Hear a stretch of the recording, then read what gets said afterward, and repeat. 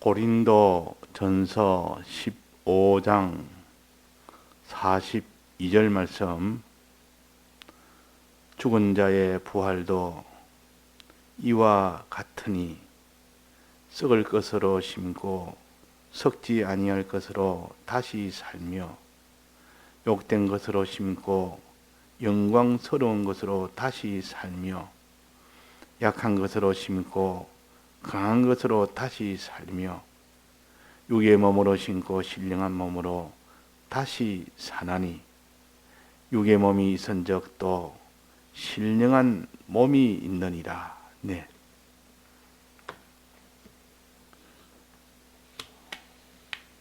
어제 밤에도 이 말씀을 증거를 했습니다.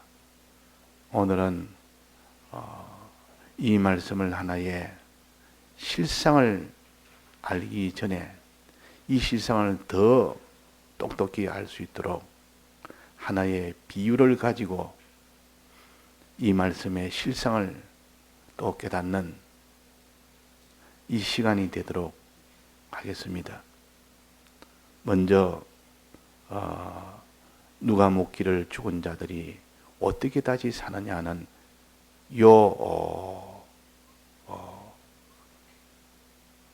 질문 하나, 또 하나 질문은 어떠한 몸으로 오느냐 하는 두 번째 질문.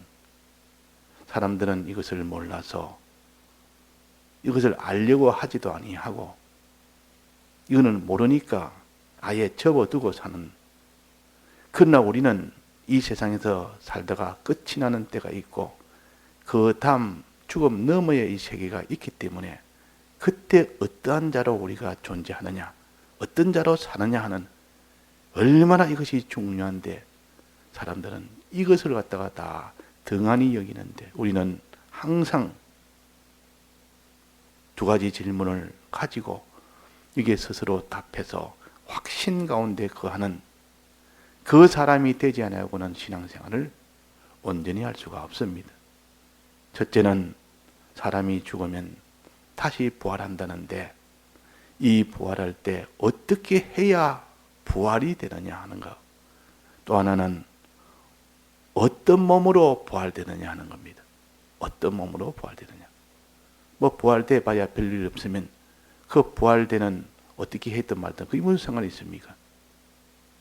그러나 이 부활이 어떻게 어떤 몸으로 부활되느냐는 이것을 알 때에 굉장한 것으로 부활된다면 그 사람이 이 부활을 얻기 위해서 어떻게 해야 될 것을 자기가 알아서 힘을 쓰게 됩니다.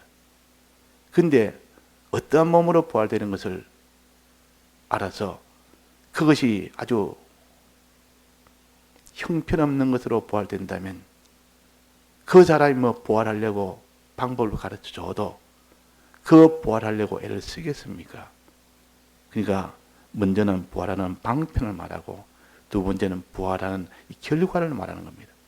결과를 바로 알면 그 결과를 얻기 위해서 그 방편을 힘쓰게 됩니다. 그래서 부활의 방편을 어떠하냐, 방편이 어떠하냐, 그 뒤는 부활의 결과가 어떠하냐.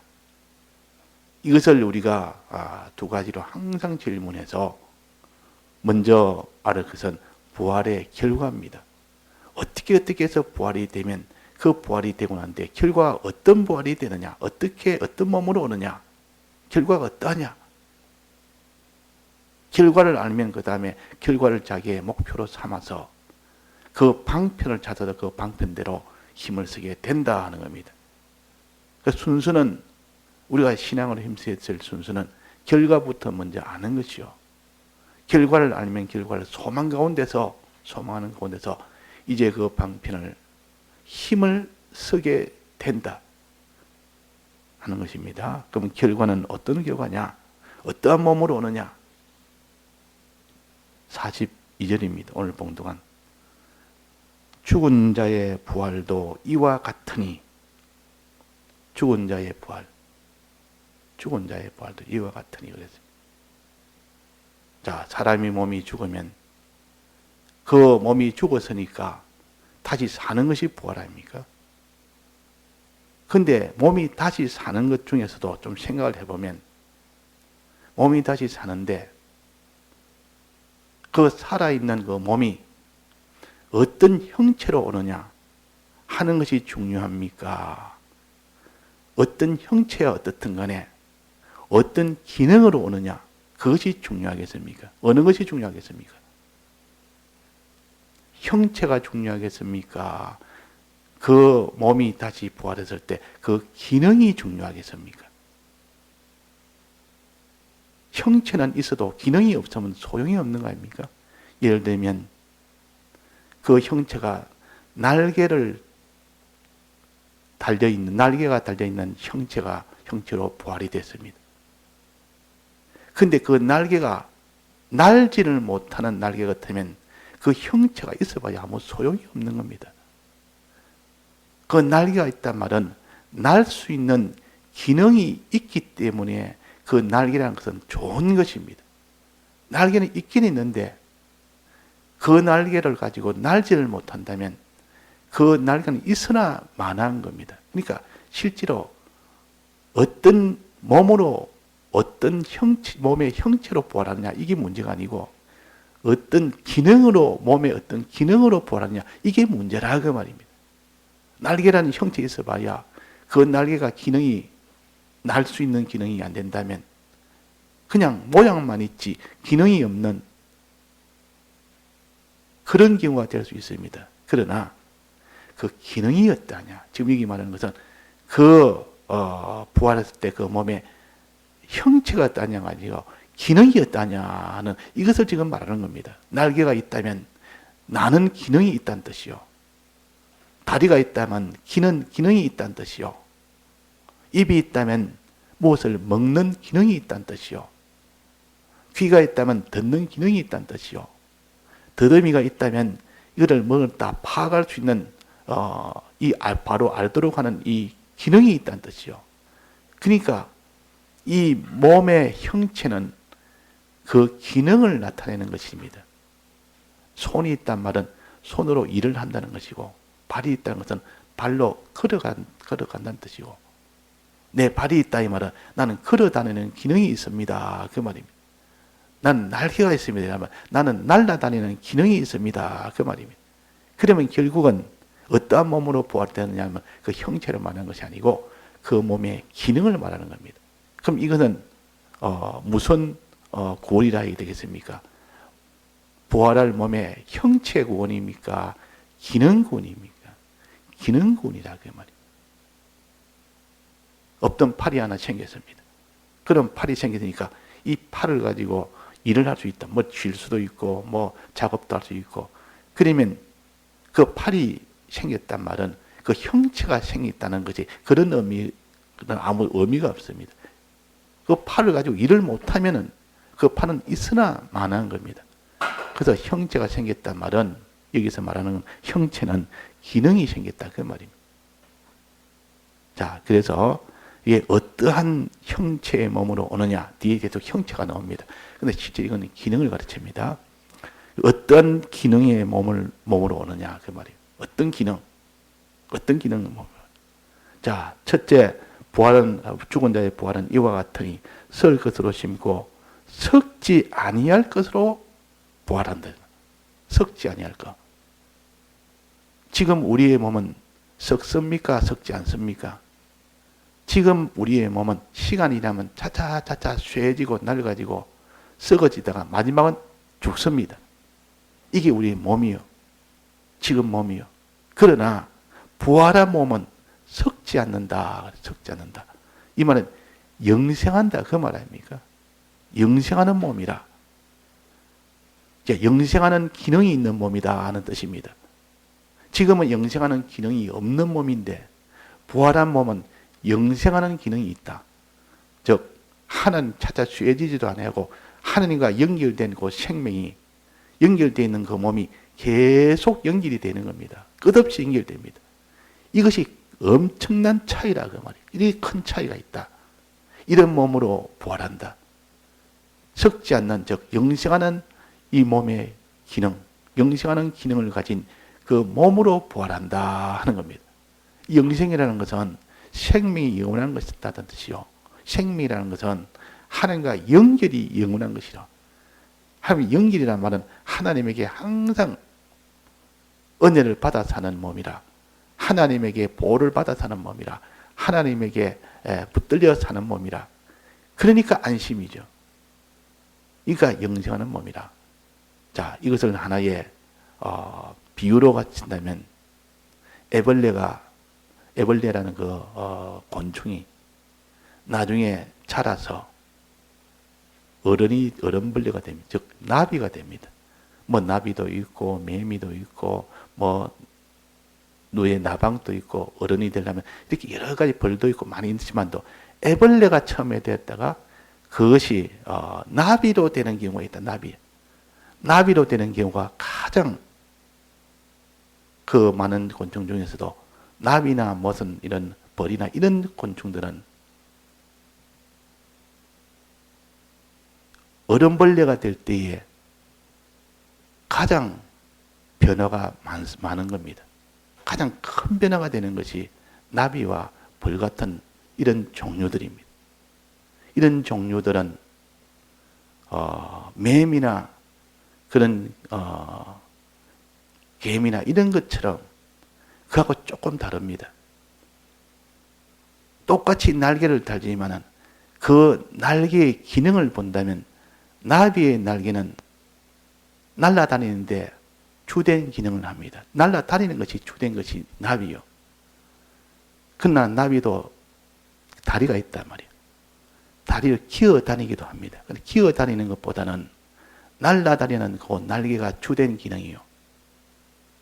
벌도 그렇습니다. 그런데 매미나 메뚜기나 이런 것은 또 개미나 이런 건 날개는 있지만은 날개는 하나의 부수적인 기능이라 주된 기능이 아니라 기어다니는 것이 주된 기능이고 필요할 때 특별한 경우 아주 위급할 때나 아주 무슨 이렇게 그 필요할 때 그때만 잠시 사용하는 그 날개입니다. 그러니까 그 날개의 기능이 온전치 못합니다. 나비의 기능은 온전한 날개요. 매미의 날개는 온전하지 않는 날개입니다. 자, 이렇게 기능이 또 차이가 납니다. 날개는 있기는 있는데 그 날개가 기능이 아주 온전한 기능의 날개가 있고 온전치 못하는 날개의 요 기능이 있다. 그래서 매미는 잘 날지 않습니다. 가끔 필요할 때 가끔 날지 항상 나무에 붙어서 기어다니다가 한 번씩 이렇게 날게 된다.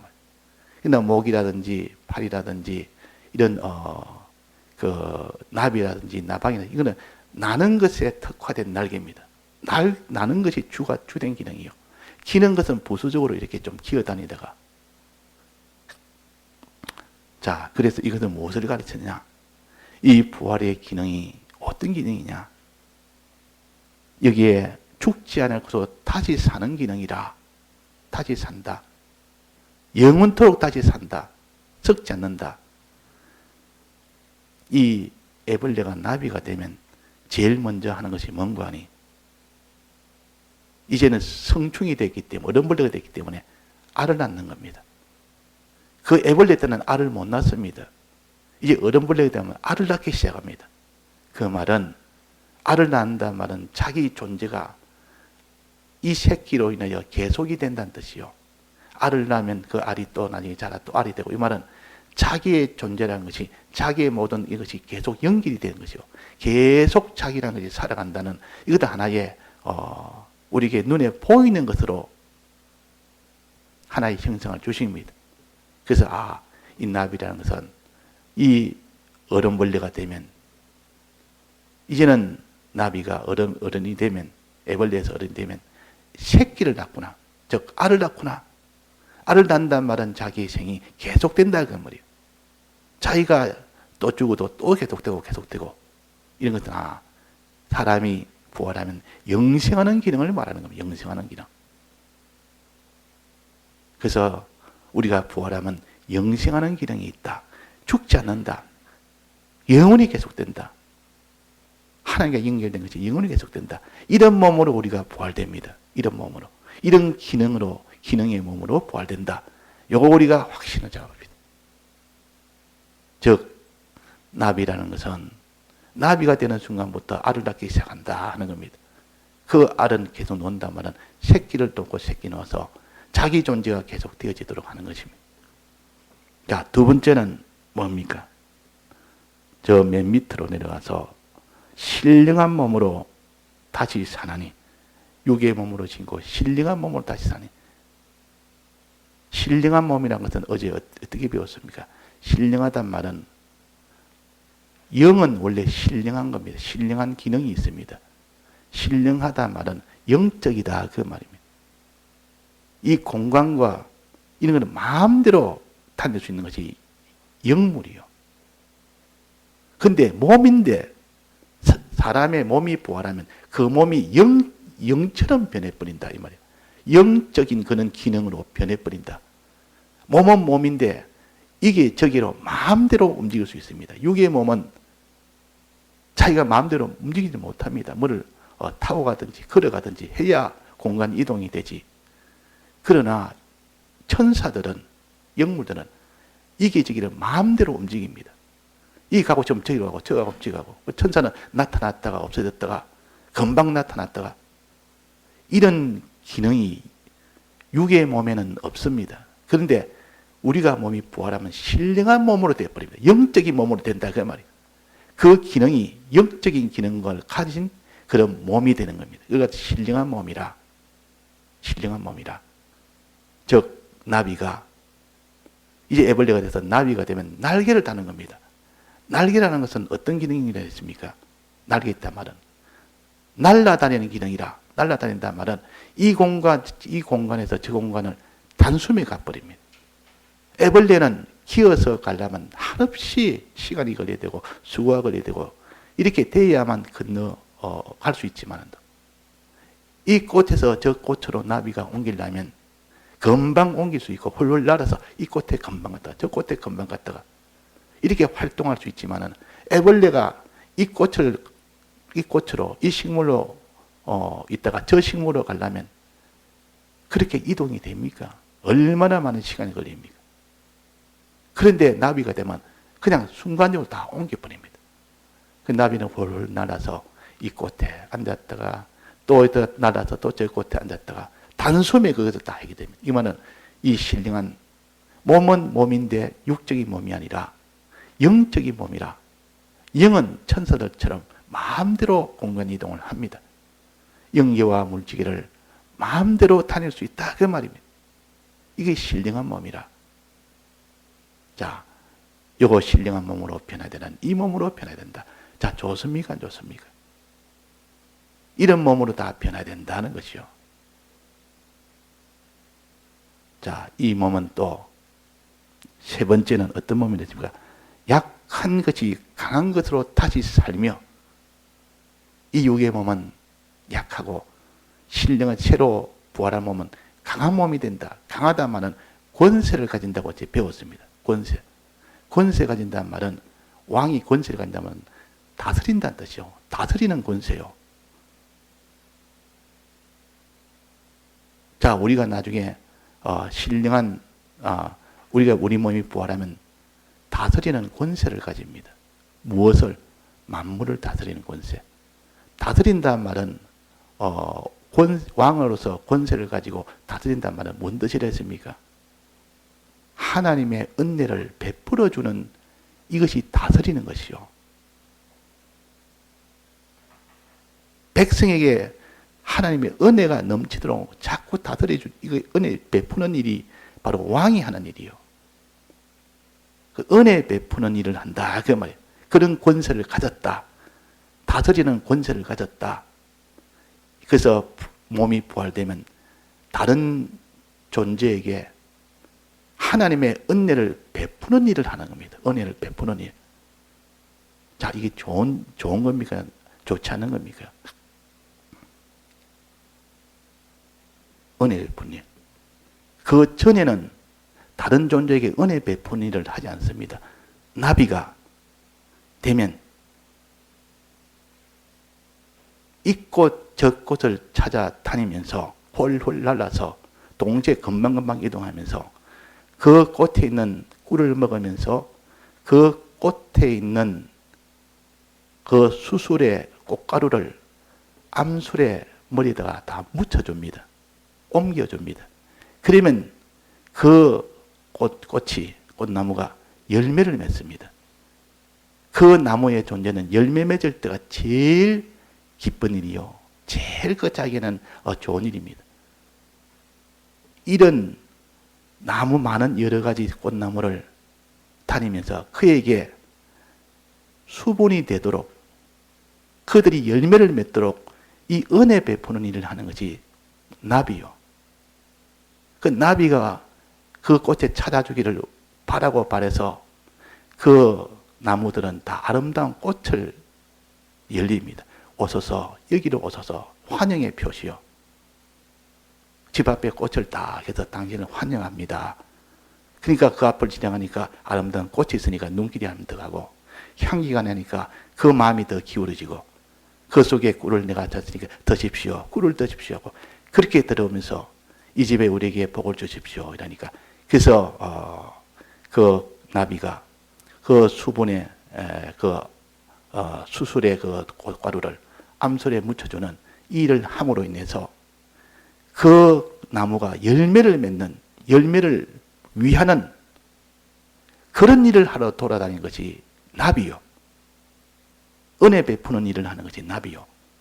그 전에 나비가 되기 전에 애벌레 때는 어떤 일을 합니까? 나무 이파리에 다니면서 깔아먹습니다. 나무 잎을 자꾸 깔아먹으니까 나무가 자꾸 해를 받는 겁니다. 상합니다. 육의 이 몸은 남을 해해서 자기를 살아가는 방편이지만도 이 나비가 되면 이제는 다른 것을 위하는 은혜 베푸는 다른 꽃마다 다 열매가 맺히도록 하는 그를 위하는 일을 합니다.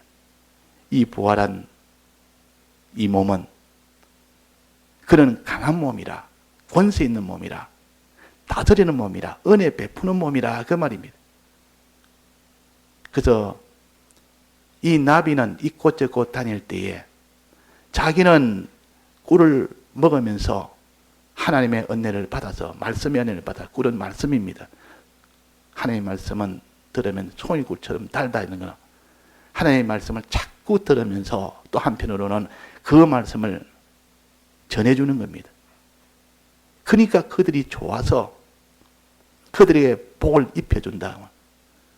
그 수분이 되도록 해주니까 그 꽃들은 전부 다 환영을 합니다. 오시라고 나비여 우리에게 오소서 와서 우리를 다 이 열매가 맺도록 도와달라고 오면 좋아하고 환영하고 그 수술을 다 해주니까 그 수분이 되니까 좋아서 영광을 돌립니다. 영광을 돌리는. 그러니까 그 부활한 그 몸은 영광스러운 몸이 됩니다. 영광스러운 몸. 이걸 가져서 욕된 것이 영광의 것으로 다시 심고 그랬습니다. 자, 순수로 본다면 썩지 아니할 것으로 다시 사는 것 1번. 두 번째는 신령한 몸으로 다시 사는 것 2번. 3번은 강한 것으로 다시 사는 것 3번. 마지막은 영광스러운 곳 다시 사는 것 4번. 그래서 이 애벌레라는 이 곤충이 나비라는 이 애벌레의 곤충이 이제는 어른벌레가 되면 이런 네 가지 이런 일을 하게 됩니다. 이런 일을 하게 됩니다. 그러니까 우리는 애벌레가 나비가 어미가 되는 동시에 어른이 되는 동시에 알을 낳기 시작한다. 이제 그때부터 알을 낳기 시작합니다. 그러면 자기의 존재라는 것은 없어질 존재가 영원히 계속됩니다. 그 말은 우리에게 영생의 소망, 영생이 되는 이 몸으로 부활한다. 그 말입니다. 두 번째는 뭐랬습니까? 날개가 달린다. 날개 달린 이 나비가 됩니다. 그 말은 신령한 이 기능을 가진 몸이 된다. 그 몸으로 부활한다. 신령이라는 말은 몸은 몸인데 신령이 없는 몸은 이동에 제한이 있지만은 신령한 몸은 천사처럼 영물처럼 몸은 몸인데 영적인 몸이라 그 말입니다. 마음대로 이동하는 그런 몸이 된다. 이 부활한 몸이 신령한 몸이 된다 하는 거예요. 그 다음에는 그 마음대로 돌아다닐 수 있고 이기저기 순간적으로 다 옮길 수 있는 그런 공간 이동은 뭐하라고 합니까? 이 꽃 저 꽃을 다니라고, 이 꽃 저 꽃에게 은혜를 베푸라고, 강한 거, 권세 있는 거, 다스리는 거, 은혜 베푸는 일을 이 꽃 저 꽃에 막 다니면서 막 수분을 시켜주니까 은혜 베푸는 일을 하는 겁니다. 이게 강한 것이요, 강한 몸이요, 은혜 베푸는 일을 하는 그런 기능이 있는 몸으로 변화가 된다 그 말이에요. 그러니까 최종 결과는 어떻게 됐습니까? 영광스러운 몸으로 다 변합니다. 영광을 받는다. 그 모든 은혜 받은 만물에게서부터 영광을 받습니다. 하나님의 아들이 나타나기를 호대하고 있다. 만물이 우리를 나타나기, 우리에게 오기를 호대하고 있다. 이게 영광 아닙니까? 자, 이런 몸으로 부활하니까 이런 몸보다 더 좋은 몸이 어디 있습니까? 형체가 문제가 아니고 그 기능이 있다. 기능이. 그런 기능을 가진 몸이 된다. 이걸 기능구원이라. 우리가 이 몸이 부활하는 것은 다 기능구원을 가르칩니다. 자, 이런 기능구원이 되도록 우리가 다시 한번 이게 소망을 가지고 살아야 되겠습니다. 다 같이 통성으로 기도하시다가 자유하시겠습니다. 좀 늦었습니다.